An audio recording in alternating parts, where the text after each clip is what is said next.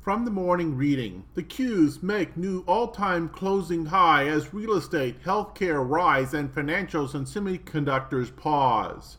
Breadth weakened compared to the prior session as decliners led 1661 to 1345 on the New York Stock Exchange and led 1673 to 1142 on the NASDAQ. In other news,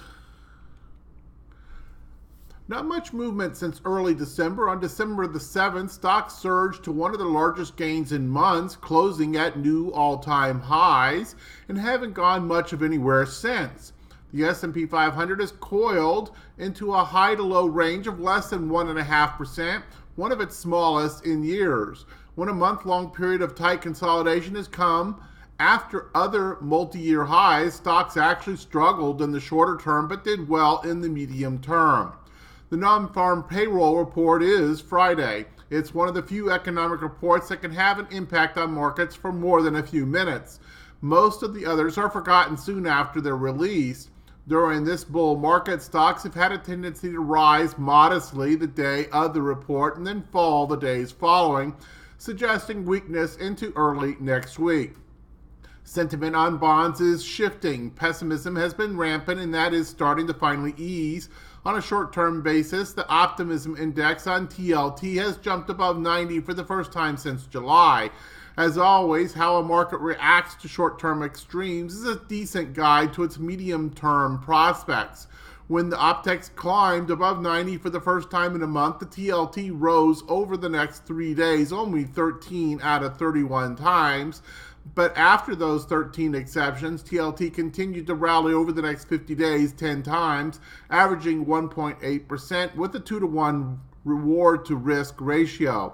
After the 18 times that TLT declined after the optimistic extreme, the next 50 days were higher 10 times, averaging 0.6%.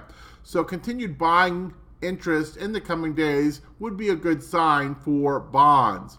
Traders are rushing into natural gas, or not. More likely, they're shorting it.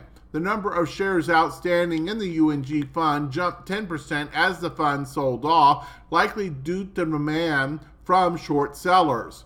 When the fund sells off rapidly and shares outstanding rise by 20% or more, it's been a decent sign of excessive pessimism. So that's something to watch in the coming days. Hello, this is Stephen Harris, a head trader from Falcon Global, where we model best practices for investors, traders, and day traders from entry to exit every trading day. In this daily video, I provide my opinion and insights of current market trends, market timing, volatility, and hedge risk levels for the upcoming day for the key U.S. financial markets. It is 6:06 a.m. Mountain Time, and I'm recording this in preparation for the market day of January the 6th, 2017. Full disclaimers are at the end of the video, but be aware that this is for educational purposes only, and only you are responsible for the investing or trading decisions that you make. Okay, let's go ahead and dive into the morning report. And at the time of this cut, all four of the U.S. broad-based indices were negative, but all four of them are just below scratch, so nothing of significance. Crude oil is up about 0.2%. Euro is down just below scratch, bonds up just above scratch, and gold down about 0.4%. And overseas action looks like all five of our markets are open today. China down 1/3, Hong Kong up about 1/4, Japan down about 1/3, Germany and the United Kingdom down just below scratch. So most of these markets are rotating around scratch. Not a lot of movement nor a lot of volume last night, as would be expected prior to the monthly employment report. That's the typical pattern for this time frame. In terms of macroeconomic reports for today of note, you do have that non-farm employment report that will be coming out before the market opens. And that is likely, as you heard from one of the morning authors, to have significant impact on the day's activities. You also had trade balance, factory orders, and during market hours, it should be noted, FOMC member Evans speaking. In terms of current volatility conditions, short-term VIX down below 10.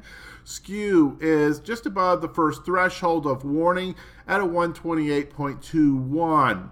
IV percentiles continue to be extremely low. The S&P at 11, the Russell at a 12, the NASDAQ at 14, and the Dow at a 13. Once again, the only market to have a standard deviation size move yesterday was the Russell, but it was going the opposite direction of the prior session. 2 sessions ago, we had a 2 standard deviation up move. Well, yesterday was a 1 standard deviation down move. So we continue to see a bit more volatility coming from the small caps part of our market. In terms of the charts, let's go ahead and go there. And our S&P futures, you see yesterday's action ended up being pretty much a doji. So while the close is up here near prior all-time highs, the action for yesterday would be seen as indecision. So big long tail down here at the bottom, so that's kind of somewhat interesting. We'll see where this follows through on today. Overall, this pattern is a complex continuation pattern. Expectation is at some point it should break to the top side. That's the most probable outcome.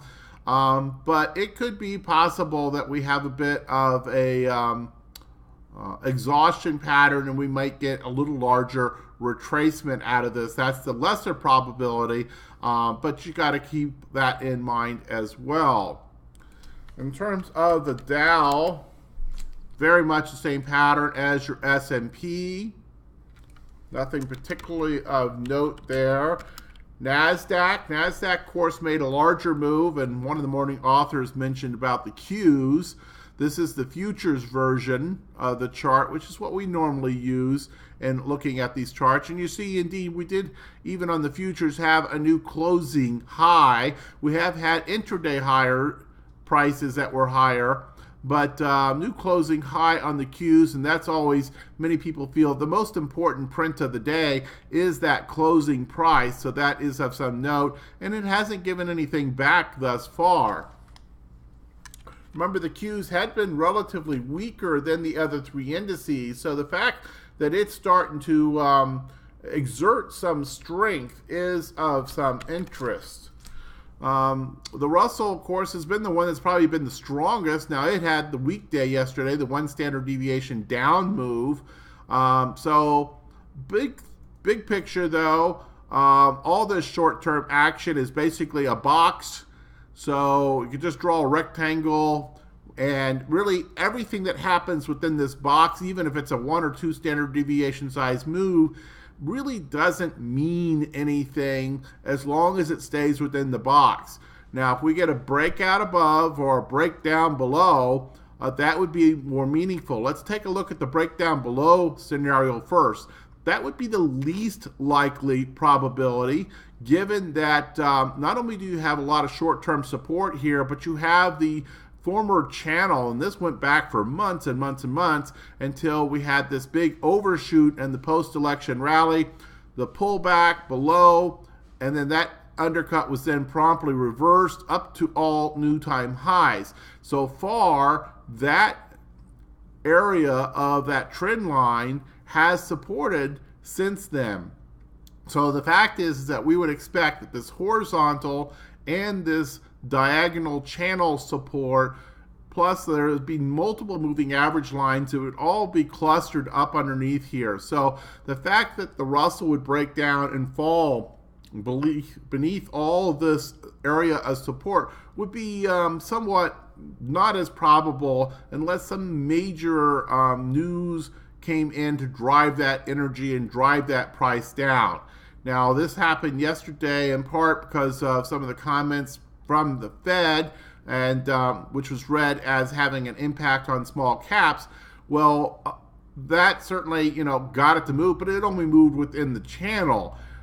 If today's employment report were to be negative and we were to bust down through this, that could be the kind of size of news that could give you the energy to get through.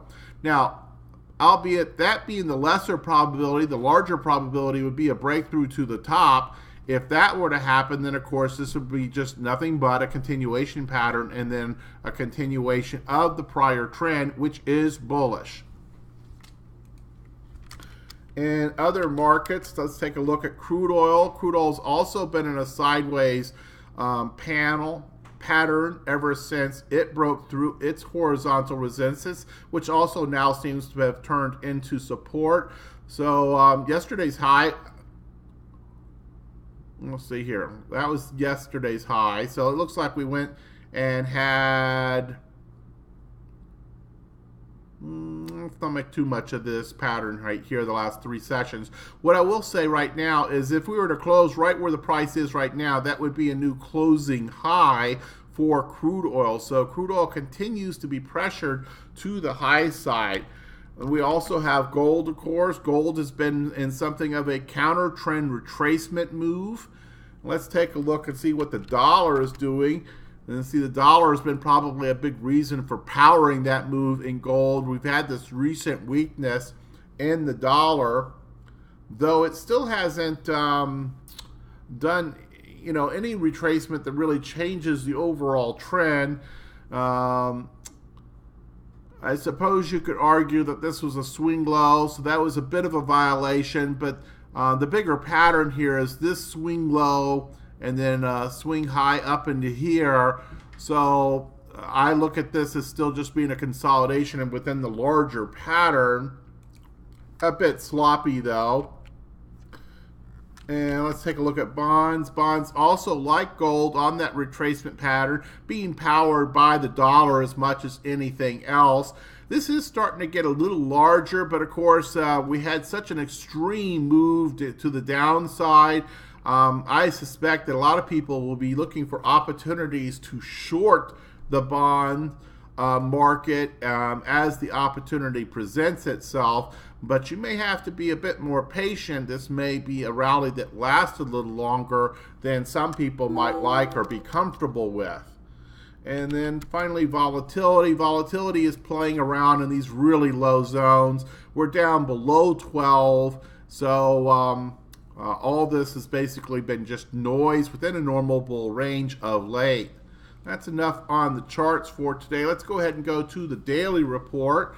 Not a lot of change from yesterday's market preview. We're still intermediate term phase opinion, market phase 3, which is the expectation of bullish continuation patterns.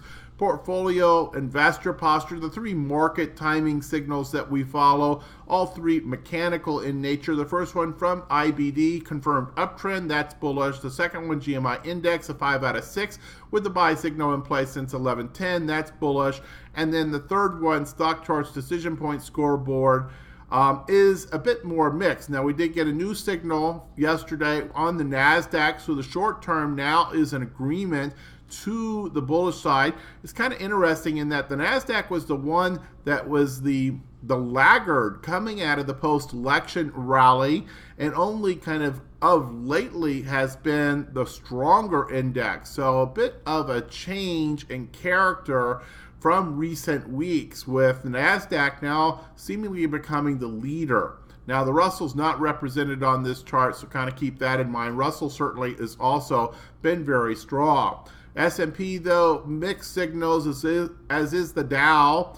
Now, in the intermediate term, we've got 7 out of 8 signals are showing as bullish. So the primary trading time frame that we use, the intermediate term, does seem to be in agreement on the bull side. Now, long term, we do have the Dow with agreement to the long-term bull side, but the others are still mixed.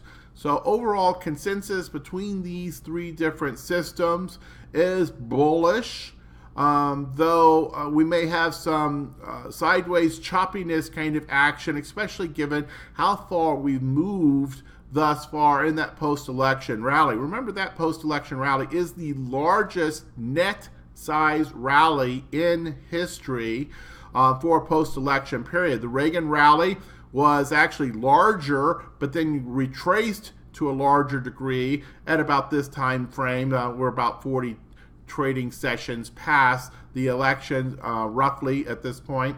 So this has been a really large rally that we would do some sideways consolidation, and consolidation by time at least is not unprecedented. In terms of position sizing opinions, both models coming in at 100%. Intermediate term market posture has changed from yesterday. We have now flipped back to exceptionally strong bull. And you note that this is true for two of the indices. The Dow never did go to weak bear. We did have a couple sessions where the S&P went to weak bear, now flipped back to where it was in the exceptionally strong bull category. NASDAQ and Russell have also returned to the bull camp, and they're currently at a strong bull level.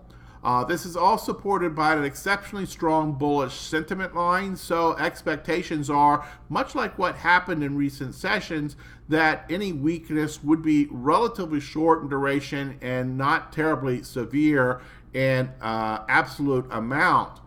That's the probabilities. Doesn't mean that new news can't make something happen. We could always have a correction at any time based on new news coming into the market. But the probabilities are against that right now in terms of anything particularly scary significance. Hedge warning status is also a measure in which we kind of basically roll up all this information and then give us a scale of 0 to 3 of the level of risk that is currently being seen in the marketplace. And right now it's at 0 plus, which is considered normal with some elevated conditions. All three of the strategy opinions are giving a thumbs up to the opinion of the ability to initiate new positions for novice traders. Now, I will say, though, perhaps a bit of a caution on this first one. The VIX is actually been playing just below a 12, and as such, we normally say that that becomes unacceptable to initiate new positions for novice traders. We've been playing back and forth right along that threshold line of a 12, so just kind of keep that in mind. The amount of premium that you're currently being paid for versus the amount of risk that you're taking on for an option income strategy is getting a bit skewed, so you have to take that into account. In terms of specific areas of warning, a little bit of change here in the volatility-based area. We do have this situation where very low volatility, so that starts setting up these indicators that look for an expansion of volatility. Now, these are not timing mechanisms. They don't tell us when that expansion of volatility is expected. They just tell us that probability is that we're going to have an expansion of volatility at some time coming forward, and we need to start watching for those signs and symptoms, as it were. So we have this volatility ratio warning. It's currently set into the firing position, but has not yet fired. You have the daily squeeze. It's in place. You had the VIX less than a 12. That right there is a bit of a warning. So all these things are kind of set up. You currently have a relatively high distribution day count on the NASDAQ at a 7, though this has come down a couple notches from where it was. In recent sessions, it was high as a 9. Skew is a little bit elevated. First level warning, just above 125, so that's about a 9% probability of a 2 standard deviation move on the S&P in the next 30 sessions. Also in trend-based area, everything's bullish here now, so this is all resolved to the bull side. Market phase 3, exceptionally strong bull. Look at the New York Stock Exchange new highs, up over 300 at a 402 for yesterday's session. Now, the area that we have most of the concern currently deriving from is this key intermarket risk aversion indicators. All 5 of these ratios are currently risk off. This last one here, the last couple sessions we've been watching, has been showing signs of rolling up. It has not yet crossed, so it's still in the risk-off status. We'll watch and see if that starts to gather strength and we start to see the others start to roll up. That might signal that this current period of consolidation and weakness, I think one of the morning authors mentioned the coiling pattern, if that might be coming to an end. From a sentiment standpoint, Not anything particularly extreme on any of these four areas: stocks, short or intermediate term bonds, or gold. You see this fear and greed index is currently at a 70, so it's a bit high. Certainly over 75 goes into the extreme area. From sector specific, you see a bit of a mixed day. Let's take a look here. Well, there's a defensive, and there's a defensive, and there's a defensive. So I would say a bit more of a defensive day.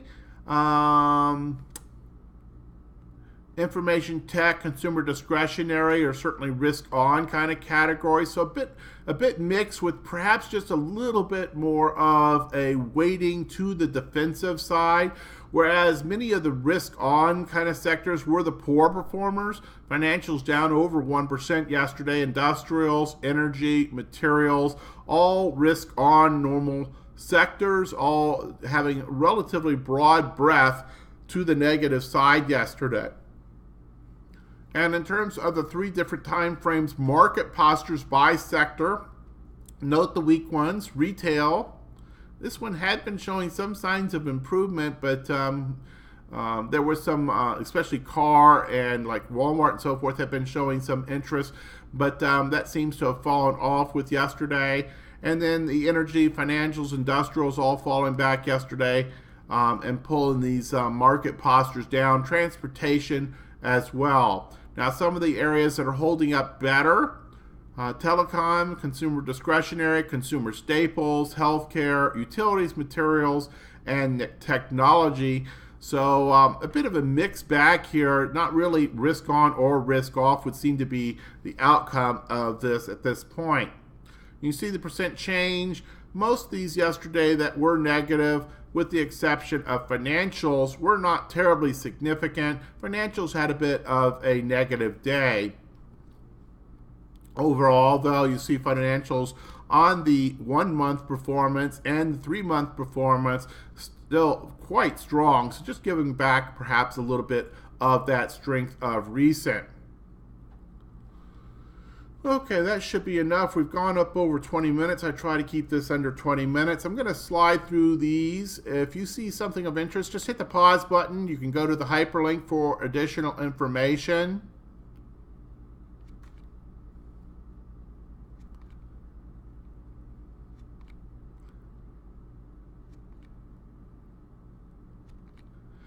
And then finally the disclaimers. Hit the pause button if you need more time to read these disclaimers. Also note the hyperlink at the bottom for the full set of disclosures. We'll be back here for Monday's market preview as our next video. In the meantime, manage that risk profile. That will give you the consistency that you're seeking in your performance. And then, of course, each and every trading session, seek to go out there and learn something about your chosen craft, investing and trading. Good trading.